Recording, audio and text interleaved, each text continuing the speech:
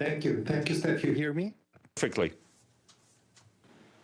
Can you hear me? Yes, perfectly. We can hear you. Okay, thank you. Actually, this is the disadvantage of doing these things from Geneva instead of being in New York. I thought I was going to do a kind of virtual stakeout after interacting with the Security Council, and I find myself, I think, in the noon briefing. Yes, I guess it's the same thing. It's the same. It's the same thing. Just to say that this was not a briefing to the Security Council on a specific issue.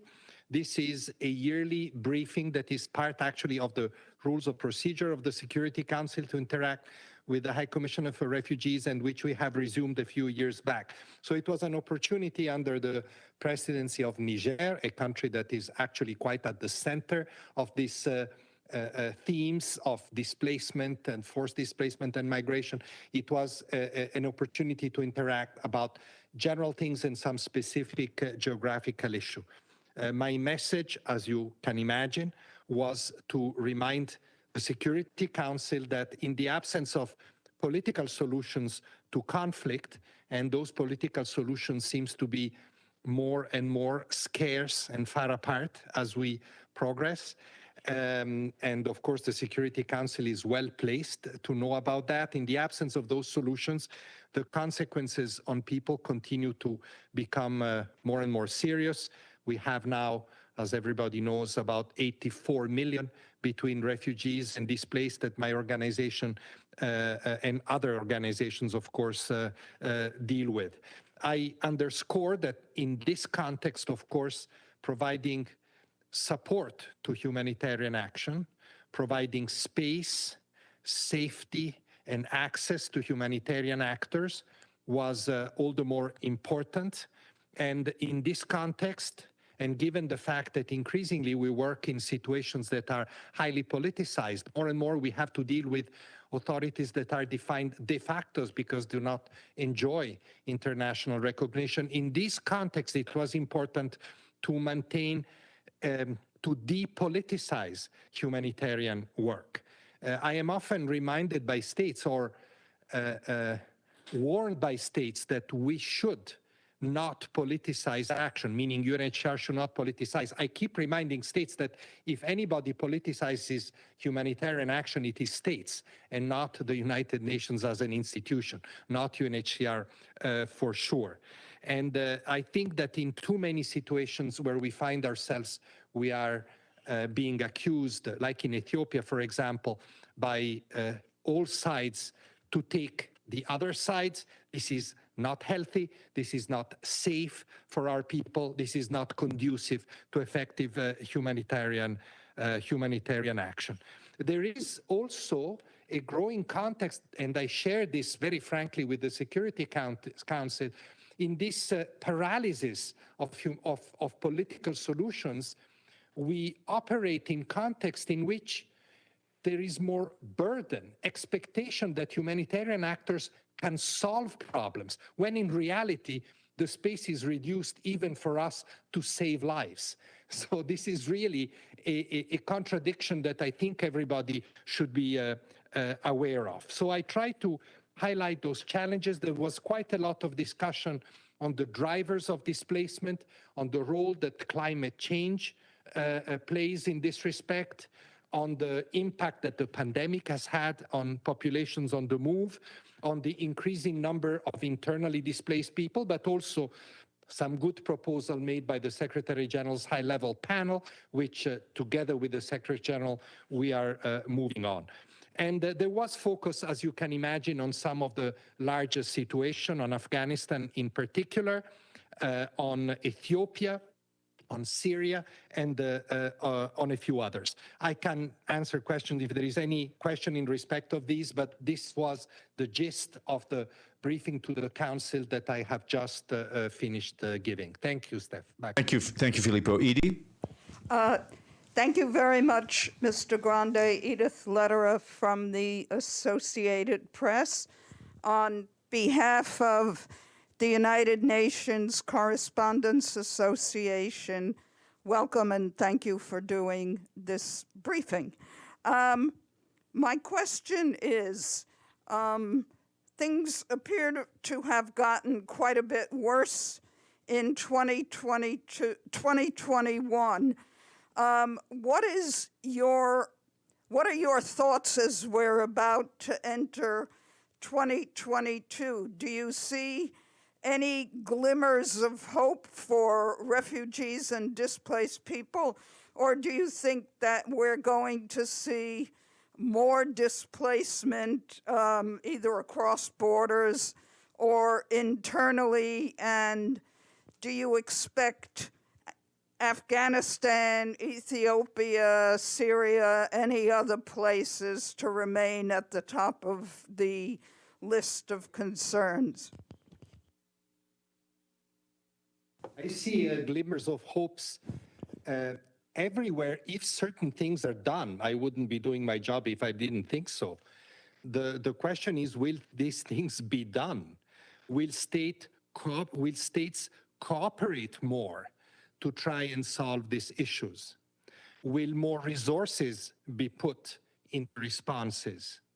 Will the neutrality and safety of humanitarian operations be granted? If these things can be achieved, then I can see improvement. But I remain not terribly optimistic about progress on these matters, especially on cooperation and the search of solutions. That's what I told the Council. You know, if the Council cannot find unity even in the most basic humanitarian discussions that it is having, or if those solutions, like we saw around the cross-border discussion on Syria, are reached only after excruciating negotiations, then we are in trouble.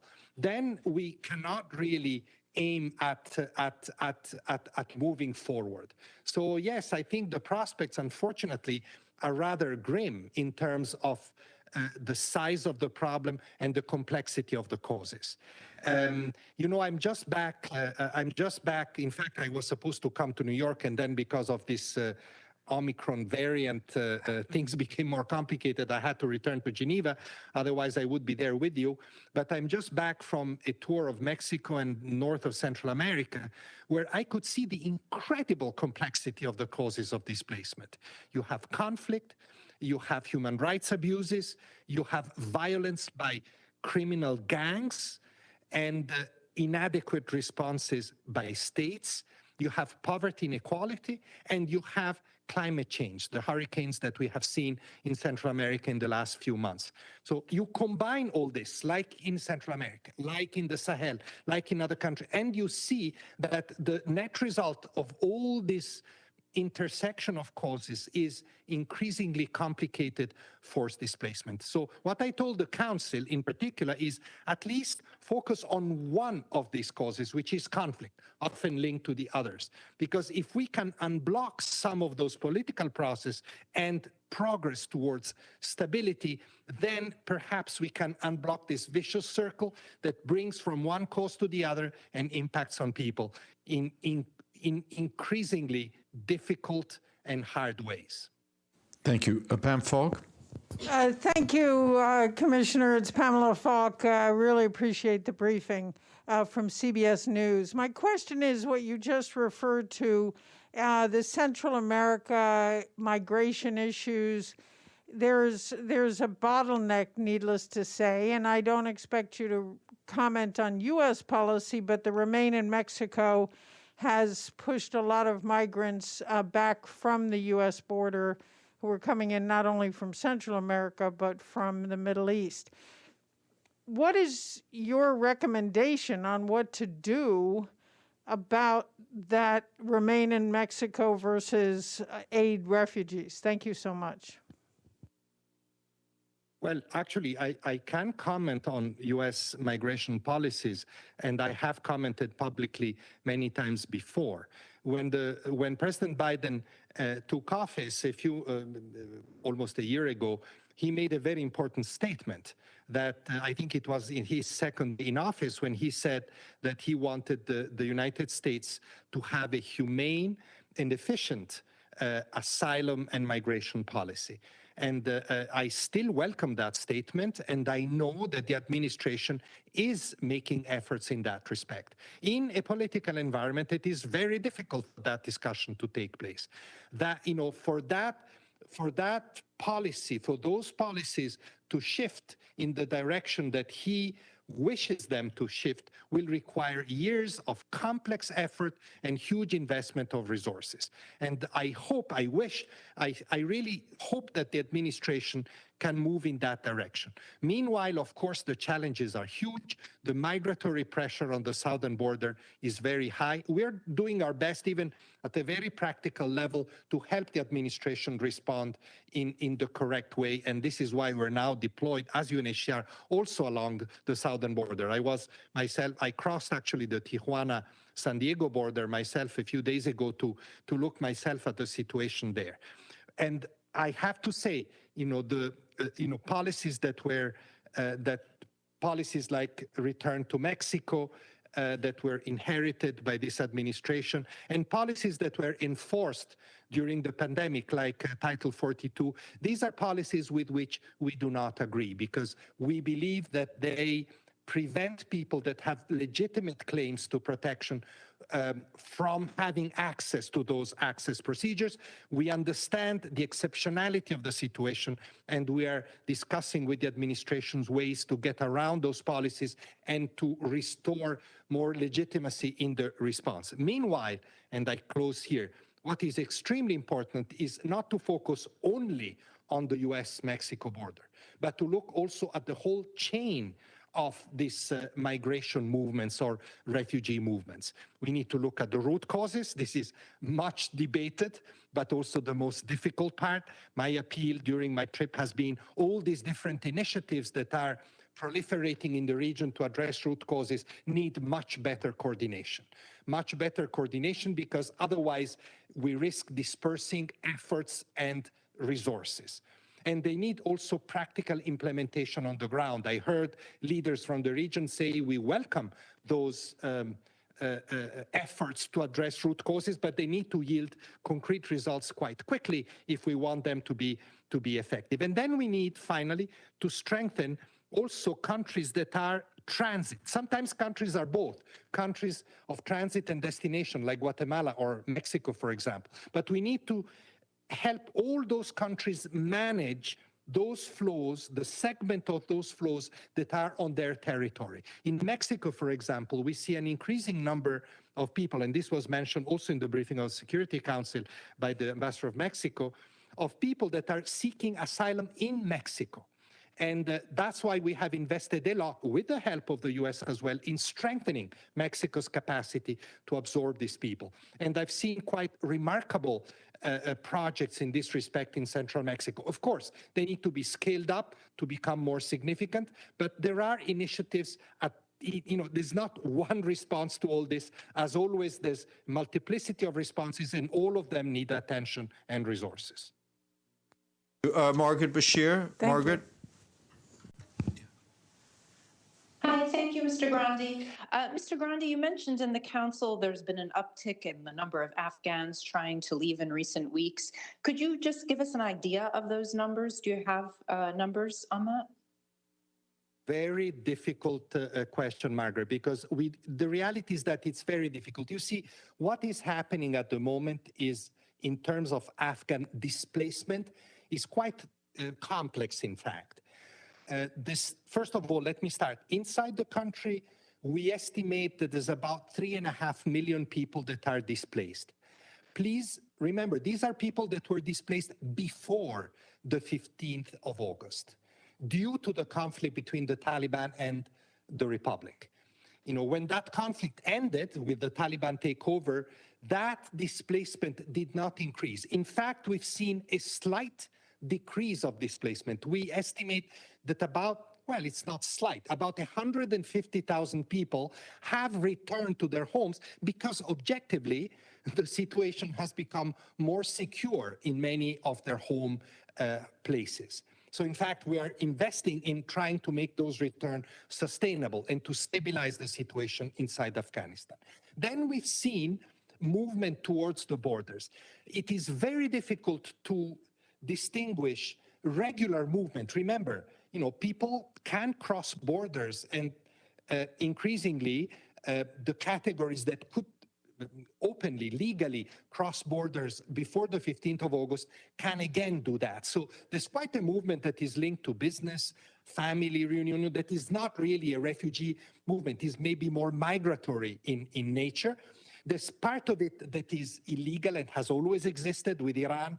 In fact, there are even deportations of illegal Afghan migrants into Iran, back into Afghanistan. So these are patterns that existed before.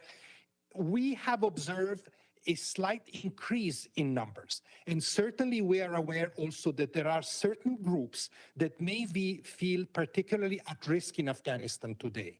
Say minorities, for example, Hazara minorities. Some, small numbers still, are trying to make their way outside the country, in particular towards Pakistan. But to quantify all this is very difficult. My estimate is that it is not very high, this last segment of the movement, but what I'm very worried about is that, I am always very cautious in making those predictions, but I think that if all the work that is being done to try to salvage, to rescue Afghan public services, health, water, but also security, all that allows the society to function. If the rescue of those services is not more quick and more efficient, we risk having an implosion that, yes, will cause a flow of people inside the country for sure, but at that point also outside the country in quest of better conditions of life. And this is something that can still be prevented at this point, but it requires quicker action in terms of putting in place those mechanisms to ensure the functioning of the economy, to ensure the cash flow and to ensure services. So this is what we're focusing on at the moment. I am actually going to Iran myself in a few days, and I will have further discussions with the Iranian leadership in this respect. Filippo, I was told I had to release you 2 minutes ago. I don't know if you have time for a few more questions or if you have to go. So given that it's... If there's a couple more I can take, yeah. Okay, great. We'll go to Ibtisam Azam. Thank you. My name is Ibtisam Azam from Al Arabi Al Jadid newspaper. I have a question about Libya and the policies that European countries are having and returning immigrants to Libya, despite the fact that they know the hard situation they face. If you believe that some of these policies should change and what should change. And then a quick question about Iraq and internally displaced people and the fact that we don't see much progress on this front. Do you believe that the Iraqi government is doing what they need to do to solve this issue? Thank you. On Libya, just to say that, of course, our position has always been clear that we do not think that it is a safe place to return people to. But I think that what is important about Libya, and to add to my previous point, that what is very important is that anybody who is at risk of losing his or her life at sea must be rescued no matter what. That's an obligation that is beyond the status of these people or their location. So this is something that we continue to urge everybody responsible to conduct. Rescue at sea on the part of European states in particular has weakened in recent years, and this is of extreme concern. Having said this, the crux of the matter here, well, leaving aside the root causes of why these people move, but the crux of the matter is Libya itself.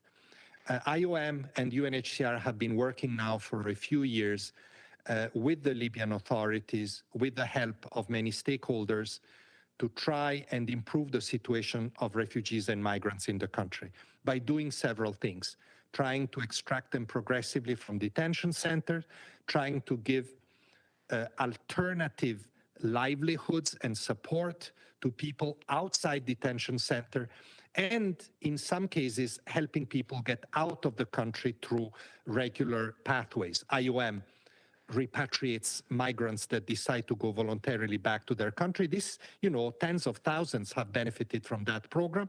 And UNHCR focuses on people that cannot go back to their countries. We would call them refugees, of course, that have needs of international protection. The most vulnerable over the years, we have extracted them, either bringing them directly to third countries or doing so through two arrangements that have been generously supported by Niger and Rwanda through transit mechanism.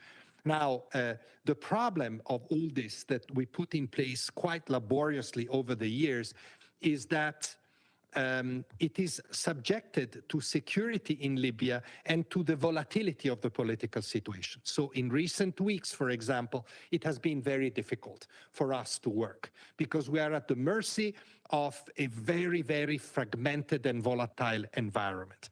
So I hope that once, if the elections happen, we hope it will happen, and hoping, I'm very cautious in what I hope because I know that the situation is very fragile, but if the country moves towards more stability, then we have to resume in full this approach, because this approach is the only alternative to people opting to put themselves in the hand of unscrupulous smugglers, risking their lives and finding themselves in the middle of the sea. So what we keep telling the European countries is, let's continue to invest in these programs. Europe has a difficult internal discussions on how to handle people arriving at its borders. And we are trying to accompany Europe in this discussion, to advise, to nudge it in the right direction of cooperation, of principles, of efficiency. It's not always easy to do that.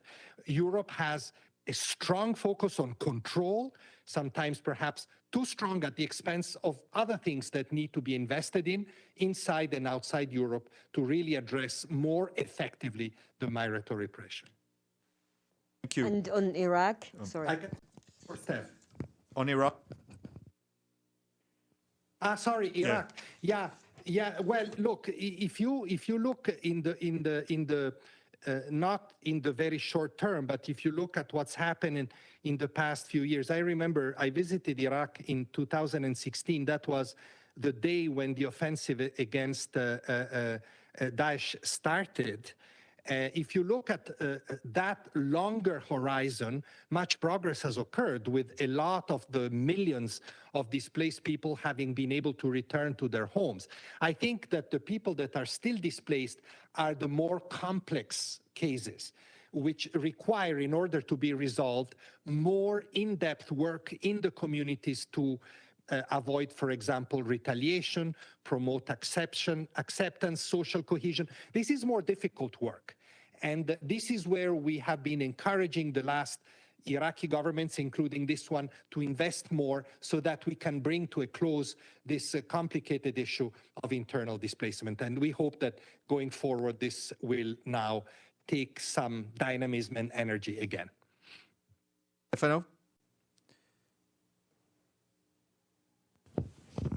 Thank you. One more, Steph, can I? Yeah. Yes. Can you? Yes. Yeah, go ahead. Stefano Vaccara, La Voce di New York. Just a follow-up on the question on Libya.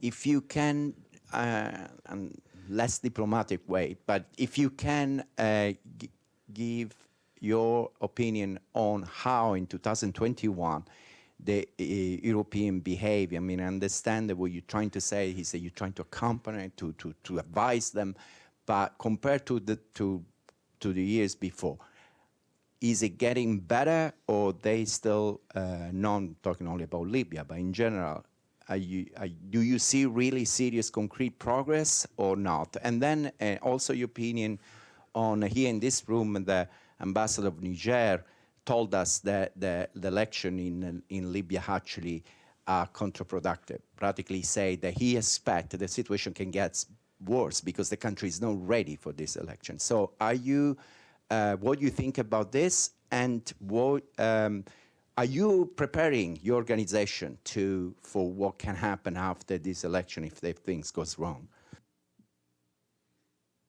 On whether the election are good or bad is not for me to say. I only hope that it will bring more stability and not less stability to a very fragmented country. As I said, what we do in Libya, which I think remains very crucial in order to address the migratory issue. There's no diplomacy here. I'm saying what I think, that this is what needs to be done, is action. Get people out of detention center, stabilize them in Libya, find solutions for those of them that can be extracted. There's not much else that can be done. And of course, as the Libyans themselves say, if the situation stabilizes, for many of these people, as was the case in the past, there would be opportunities in Libya and less incentive to move onwards. So stability is the key here. Of course, if there is no stability, and this is the gist of your question, I think, if there is no stability, we will have to continue to work as we have done in the past 4 or 5 years in extremely volatile situation, in very dangerous situation, exposing even our colleagues to high risks. And then, then it will be difficult to make progress. Then we will continue to see people trying to cross the Mediterranean, trying to, or putting themselves in the hands of smugglers and traffickers, and we will see loss of lives, we will see reaction by the authorities on the ground, people put back in detention centers that are unacceptable. So, that, of course, we will be prepared to do that, but we do hope that there will be an element of stability so that we can do really good work. In terms of how we deal with Europe, the question is much broader than just Libya. I know that I am perhaps one of the few that keeps reminding European member states that the European Commission has put on their table a very interesting and important proposals, a pact for migration and asylum that is far from perfect. Nothing is perfect in these matters, but is probably the best that they can have to try to work together to respond to these challenges, which is the only way they can succeed. Unfortunately, if that's the question, I don't know. Unfortunately, the discussion on that pact is not going very far. We're now about to see the start of the French presidency of the European Union in January. We have had discussions with the French government in that respect, and we hope that they will give more energy to that discussion. But I remain fairly prudent in my forecast because the political context is, of course, very negative. It's a little bit like in the US, even governments that want to do the right things, the right thing requires taking some decisions like burden sharing between states that are highly unpopular and which very often sectors of the political spectrum in respective countries utilize to win elections and to win votes. That's why governments become so prudent in embracing those approaches that are the only way forward, because the choice is this: either they pay a small political price and embrace a burden sharing mechanism between themselves, I'm talking about European states, or they will pay a much higher political price later when these flows will continue to be messy,